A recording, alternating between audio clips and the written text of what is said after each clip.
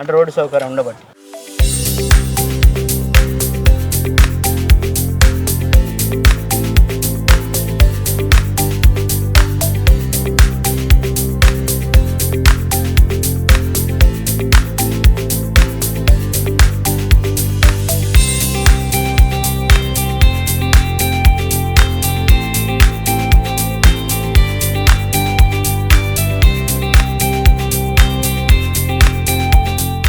ప్రస్తుతం మనం బీజాపూర్ జిల్లాలో హిడ్మా పుట్టి పెరిగిన ప్రాంతంలో ఉన్నాం. ఇక్కడ చిన్నబట్టిగూడెం విలేజ్ ఇది. ఇక్కడ నుంచి 2 కిలోమీటర్లు వెళ్తే పువ్వర్తి గ్రామం, హిడ్మాకి పెట్టిన కోట. ఈ ప్రాంతం అంతా కూడా హిడ్మాతో పాటు హిడ్మా అనుచరులు అందరూ తిరిగిన ఏరియా.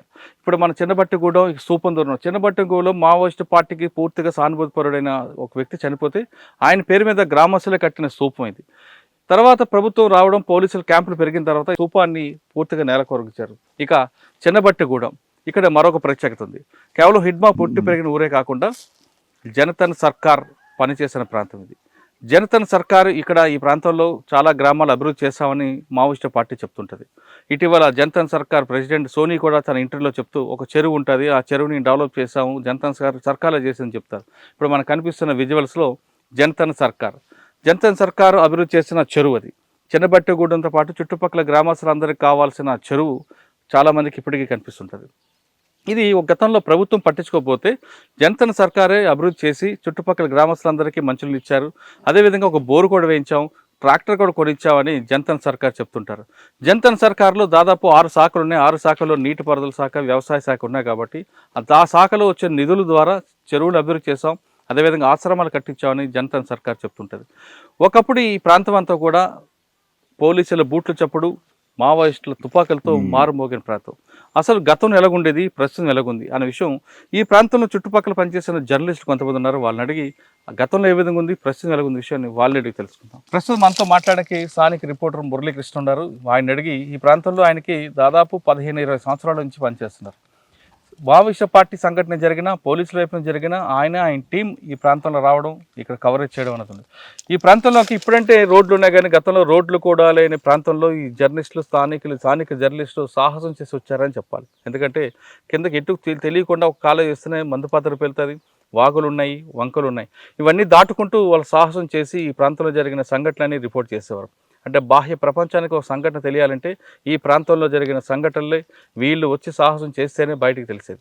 అటువంటి జర్నలిస్టులు పరిచయం చేస్తున్నా. ఆయన ముందు మురళీకృష్ణ గారు అడుగుతాం. మురళీకృష్ణ గారు నమస్తే అండి. నమస్తే సార్, వీటివంతా మావోయిస్టు పార్టీ, గతంలో అంతా వాళ్ళదే రాజ్యం, వందలాది వేలాది మంది ఉండే ప్రాంతం ఇది, ముఖ్యంగా హిడ్మా.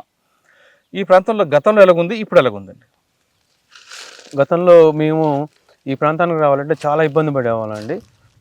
మోటార్ సైకిల్ ద్వారా చిన్న కాలిబాట ద్వారా వచ్చేవాళ్ళం. అది కూడా ఏంటంటే దట్టమైన అటవీ ప్రాంతం ఉండేది. ఆ ప్రాంతంలో మాకు మోటార్ సైకిల్ మీద వెళ్తుంటే కాళ్ళకి ఈ చెట్లు అయిన తగిలి గాయాల పాలు కూడా అయిన రోజులు ఉన్నాయి. కానీ ఇప్పుడు ఆ పరిస్థితి మారింది. ఇప్పుడు మన ఈ ఆపరేషన్ కగార్ తర్వాత మన ఈ దండకారణ్యంపై కేంద్ర ప్రభుత్వం కేంద్రం, ఛత్తీస్గఢ్ రాష్ట్ర ప్రభుత్వాలు పట్టు సాధించడంతో రహదారులు విస్తరణ బాగు చేశారు. ప్రతి మారుమూల గ్రామానికి కూడా ఈరోజు రహదారులు అనేది వేయటంతో మాకే కాదు ఇక్కడ ప్రజలకు కూడా ఇబ్బందులు అనేది లేకుండా పోయింది. అంటే ఇప్పుడు ఆపరేషన్ గగార్ తర్వాత డెవలప్మెంట్ గురించి చెప్పడం కాకుండా ముందు ఎలా ఉండేది అంటే మీకు బాగా గుర్తుండిపోయిన ఒక సంఘటన చెప్పండి. మీరు చాలా ఎన్కౌంటర్లు, బ్లాస్టింగ్లు చూస్తుంటారు. మాకు ఇక్కడ 2013లో ఎన్కౌంటర్ అయిందండి.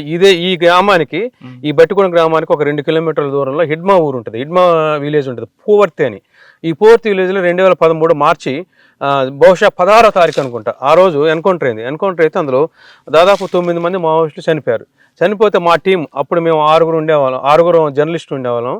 మేమందరం కలిసి మోటార్ సైకిల్ ద్వారా అతి కష్టం మీద ప్రయాణం చేసి ఈ గ్రామానికి చేరుకున్నామండి. ఈ గ్రామం చేరుకోవడం దీంట్లో మీరు చెప్పినంత ఈజీగా రావడం కాదు, వచ్చేవారు. కానీ మధ్యలో మావోయిస్టులు కూడా మీకు ఆపి ఇబ్బంది పెట్టేవారు. మధ్యలో ఈ జనతన్ సర్కారు సభ్యులు ఉండేవారండి. ప్రతి గ్రామంలో కూడా ఒక చెక్ పోస్ట్ ఏర్పాటు చేసేవారు.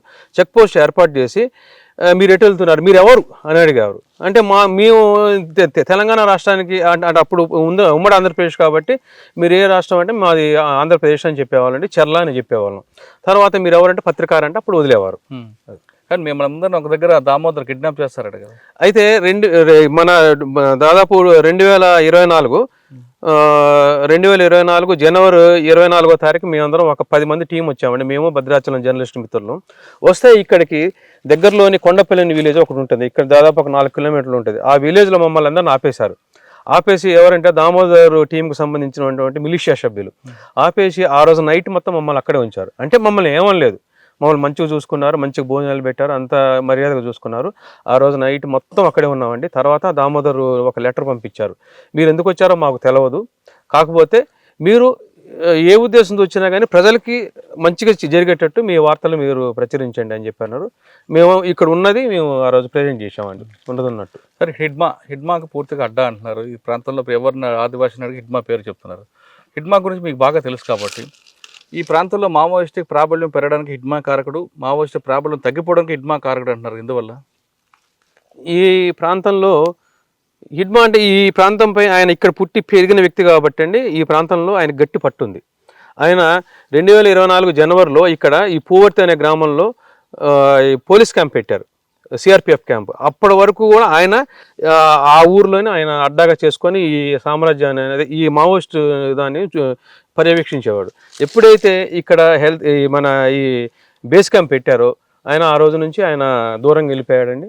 అది కానీ గతంలో ఇక్కడ ఒక కూపింగ్ చేస్తున్న ఆఫీసర్ల మీద దాడి చేయడం, ఒక 22 మంది చనిపోవడంతో దాని కారకుడు హిడ్మా అంటున్నారు. వాస్తవం? హిడ్మా టీం అండి. ఇక్కడ దగ్గరలోని తెర్రం అనే ఒక విలేజ్ ఉందండి. అంటే ఇక్కడ నుంచి దాదాపు ఒక 15-20 కిలోమీటర్లు ఉంటుందండి ఆ తెర్రం అటవీ ప్రాంతంలో హిడ్మా టీము మన ఈ సిఆర్పిఎఫ్ బలగాలపై దాడి చేయడంతో 23 మంది చనిపోయారు. ఆ సమయంలో మేము కూడా అక్కడికి వెళ్ళి ఆ ఏరియాకి వెళ్ళి మేము వార్తా కవరేజ్ చేసామండి. మీకు ఎప్పుడు హిడ్మా ఎదురుపడలేదా? ఎప్పుడు ఎదురుపడలేదు. మిగతా ఎవరైనా నాయకులు, మిగిలిన నాయకులు మేము చూసాము, దామోదర్ గానీ చూసాము, వాళ్ళకి ఇంటర్వ్యూలు చేసామండి. ఎవరెవరివి? ఇక మాకు దామోదరు, మన కొయ్యాడ సాంబయ్య అలియాస్ ఆజాదు, వీళ్ళతో ఎక్కువగా. కానీ ఈ అనుభూతి ఎలాగుంటుందండి మీకు?